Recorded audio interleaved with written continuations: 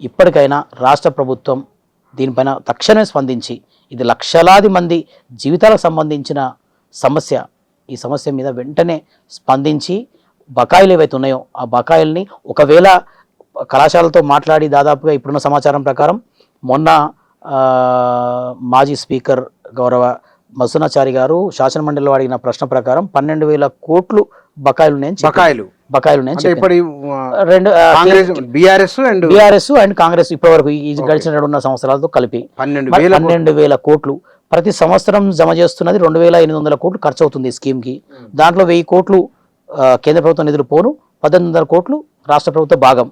అంటే ఈ రకంగా ప్రతి సంవత్సరం యావరేజ్గా 2,000 కోట్లు యాడ్ అయిపోతున్నాయి. కానీ బీఆర్ఎస్ ఏం మంజూరు చేయలేదు గడిచిన 10 ఏళ్ల కాలంలో. వాళ్ళు కూడా అంతే కదా, 200 కోట్లు 300 కోట్లు అప్పుడప్పుడు కాలేజీలు ఎప్పుడైనా సరే కాలేజీలు బంద్ పాటించినప్పుడు, రోడ్లు ఎక్కినప్పుడు, బీసీ సంఘాలు రోడ్లు ఎక్కినప్పుడు అరాకొర నిధులు తప్ప ఏ రోజు కూడా లక్షలాది కోట్లు కాళేశ్వరం పేరు మీదనో ఇంకో ప్రాజెక్టు పేరు మీదనో కమిషన్ల పేరు మీదనో ఖర్చు పెట్టిన బీఆర్ఎస్ ప్రభుత్వం కూడా విద్యార్థుల కొరకు పూర్తిగా రీఇంబర్స్మెంట్ పథకాన్ని గురించి అంటే ఇప్పుడు ఒక మాట నాకు అనిపిస్తున్నది ఏమిటంటే 18 లక్షల మంది విద్యార్థులు అంటే 18 లక్షల కుటుంబాలే కదా. 18 లక్షల కుటుంబాలు, 18 లక్షల కుటుంబాలు ఒక ఇంటికి 2-3 ఓట్లు అనుకున్నా సరే కోటి ఓట్లు కదా. కోటి అనుకుందాం, 90 లక్షల కోటి ఓట్లు. మరి కోటి ఓట్లు పోగొట్టుకుంటారు గవర్నమెంట్ పార్టీలు. అయితే ప్రభుత్వాలకు ఏమైపోయిందంటే విద్య కాకుండా ఇంకో రకమైన అప్పటికప్పుడు ఓట్లు కొనుక్కునే పథకాలు వచ్చేసినాయి. ఏవి రైతు బంధు పథకమనో, లేకపోతే పింఛన్లను, లేకపోతే ఇంకో రకమనో, లేదంటే కమిషన్ల మీద దండుకున్న డబ్బుల్ని ఓటు కోసం పంచడమో. సో ఆ రకంగా మలుచుకున్నాయి. కానీ ప్రజా ఆదరణ పొందుదామని కానీ ప్రజల సంక్షేమం కోసం చేద్దామన్న ఉద్దేశం మాత్రం లేదు ప్రభుత్వాలకు. కానీ ఇక్కడ మీరు ఈ విషయంలో బీసీ సంఘాలుగా మీరు ప్రభుత్వం ముఖ్యమంత్రిని లేకపోతే ఆర్థిక శాఖ మంత్రిని కలిసి ఏమన్నా కార్యాచరణ ఉన్నదా? నేను వ్యక్తిగతంగా పోయిన వారమే జాగారెడ్డి గారు కూడా కలవడం జరిగింది. మేము కొన్ని వందల సార్లు ఆర్ కృష్ణన్న గారు మేము కలిసి ఆర్థిక శాఖ మంత్రిని కలిసినాం, ముఖ్యమంత్రి గారిని కలిసినాం, అలాగే ప్రిన్సిపల్ సెక్రటరీని కలవడం జరిగింది.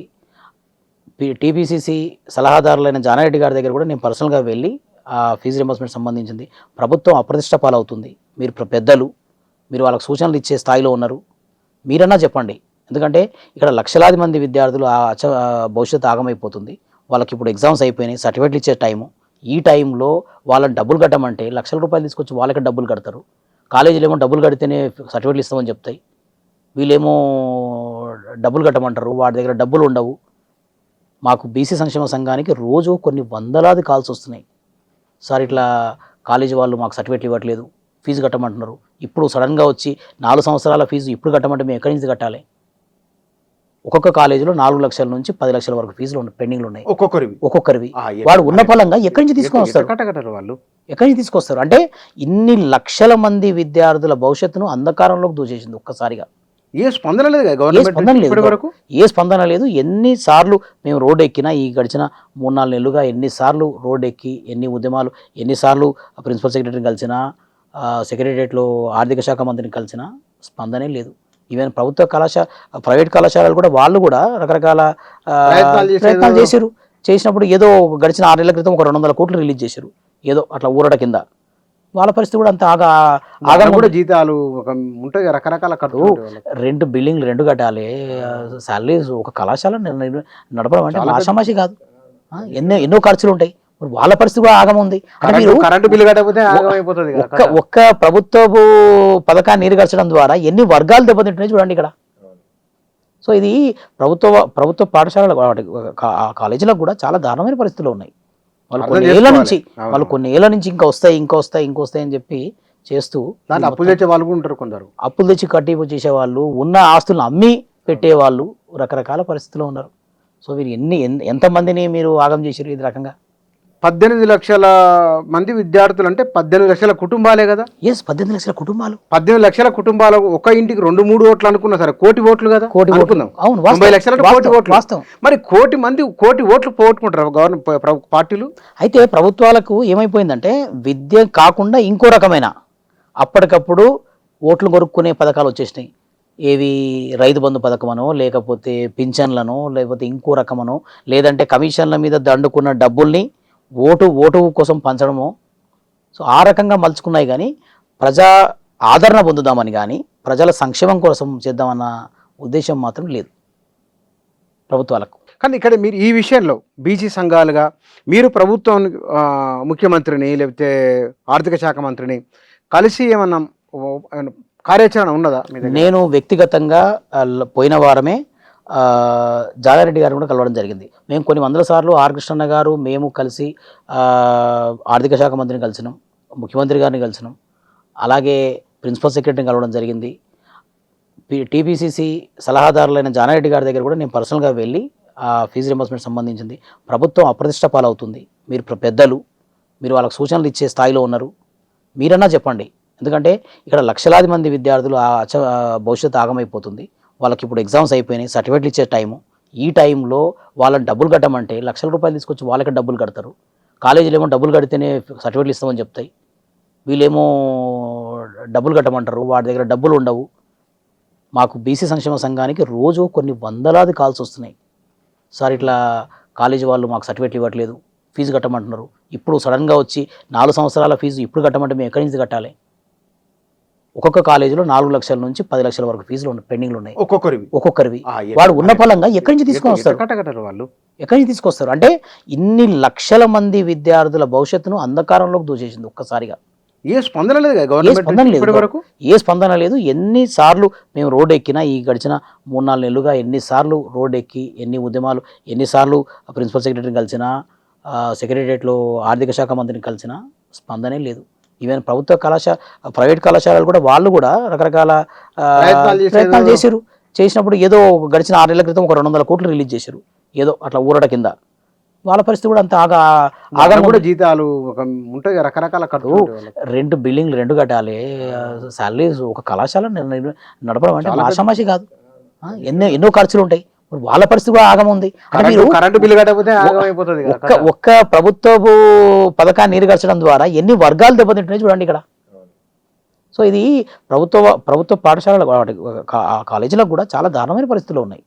వాళ్ళు కొన్ని ఏళ్ళ నుంచి ఇంకా వస్తాయి అని చెప్పి చేస్తూ అప్పులు తెచ్చే వాళ్ళు ఉంటారు, కొందరు అప్పులు తెచ్చి కట్టింపు చేసేవాళ్ళు, ఉన్న ఆస్తులను అమ్మి పెట్టేవాళ్ళు, రకరకాల పరిస్థితుల్లో ఉన్నారు. సో వీరు ఎంతమందిని మీరు ఆగం చేశారు ఇది రకంగా. కానీ గవర్నమెంట్ నిజంగానే ప్రజల నుంచి వ్యతిరేకత వస్తుంది అనే ఆలోచన ఇంతకుముందు గవర్నమెంట్లకు ఉండేది. ఇప్పుడు ఎక్కడ చూసినా అది కానీ ఒక నిర్లిప్తత ఉన్నట్లుంది. ఏమిటి? మీరు మొన్న రేవంత్ రెడ్డి గారు మాట్లాడుతూ ఏమన్నారంటే స్విగ్గీ రాజకీయాలు వచ్చినాయి అన్నారు.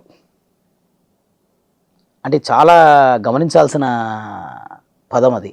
అంటే స్విగ్గీ రాజకీయాలంటే మీరు ఏం చేయాల్సిన అవసరం లేదు, ఇన్స్టంట్గా ఆర్డర్ ఇవ్వండి ఏదైనా వస్తుంది. అంటే ఓటు కూడా అంతేగా స్విగ్గీ లాగా మీరు ఆర్డర్ పెడితే వచ్చేస్తుంది. అంటే ప్రభుత్వాలు నేలుతున్న రాజకీయ పార్టీల ఆలోచన విధానం మారిపోయింది. అక్కడ మనం సంక్షేమ పథకాలు ఇచ్చి ప్రజల బాగోగులు చేసి వాళ్ళ ఓటు తీసుకుందాం అనేది కాకుండా ఆ సమయానికి ఇన్స్టంట్గా అప్పటికప్పుడు ఏదో తాయిలాలు ఇచ్చి ఆ సమయానికి వాళ్ళ దగ్గర ఉన్న ఓటును దొంగతనం చేద్దాం, వేసుకుందాం, అధికారులకు వద్దాం. మరి ఈ సందర్భంలో ఇప్పుడు ఫీజు రియంబర్స్మెంట్ వచ్చి విద్యార్థుల భవిష్యత్తు బాగుంటుంది అనే ఆశ ఉన్నదా మీకేమన్నా? ప్రపంచవ్యాప్తంగా మీరు ఒక విషయాన్ని గమనిస్తే కొత్త జనరేషన్ జెన్జీ చాలా చైతన్యవంతంగా, చాలా సూక్ష్మంగా మనం అనుకుంటాం. ఈ తరం అంతా ఏం పట్టించుకోదు, అంతా ఇన్స్టాగ్రామ్లు సోషల్ మీడియాలు ఈ టైప్లోనే వెళ్తుంది అనుకుంటున్నాం. కానీ వాళ్ళు కూడా అన్ని విషయాల్ని సునిశ్చితంగా గమనిస్తున్న జనరేషన్. ఆ జనరేషన్లో ఒకవేళ కనుక చైతన్యం వస్తే, ఒకప్పుడు ప్రజా ఉద్యమాలు ప్రజా ఆగ్రహం రావడానికి సంవత్సరాలు పడితే ఈరోజు 24 గంటలు చాలు ప్రభుత్వాలను గద్దెదింపడానికి. మీరు చూస్తే ప్రపంచవ్యాప్తంగా జరుగుతున్న ఉద్యమాలను చూస్తే ప్రభుత్వాలు నీలకొరగడానికి, ప్రజల్లో చైతన్యం రావడానికి 24 గంటలు చాలు. అది ఇప్పటి జెన్జీ జనరేషన్ కెపాసిటీ. సో ప్రజలంతా కూడా గమనిస్తున్నారు, విద్యార్థులు గమనిస్తున్నారు. ఇలా ఫీజు రియంబర్స్మెంట్ పథకం ఫెయిల్ అయితే ప్రతి కుటుంబం బాధ, అది ప్రతి విద్యార్థి బాధే కాదు, ప్రతి కుటుంబం బాధ. ఎక్కడికి పోతారు వాళ్ళు? ఉన్న పలంగా సర్టిఫికేట్లు చేతిలో పడక, పై ఉద్యోగాలు చేయాలంటే సర్టిఫికేట్లు కావాలి, చదువుకోవాలి ఫర్దర్ అంటే సర్టిఫికేట్లు కావాలి. మీ సర్టిఫికేట్లు ఏమో కాలేజీలో ఉంటాయి, వీళ్ళేమో ఫీజు రియంబర్స్మెంట్ ఇవ్వరు, కట్టేస్తూ వీడికి ఉండదు. మరి ఎలా పరిస్థితి?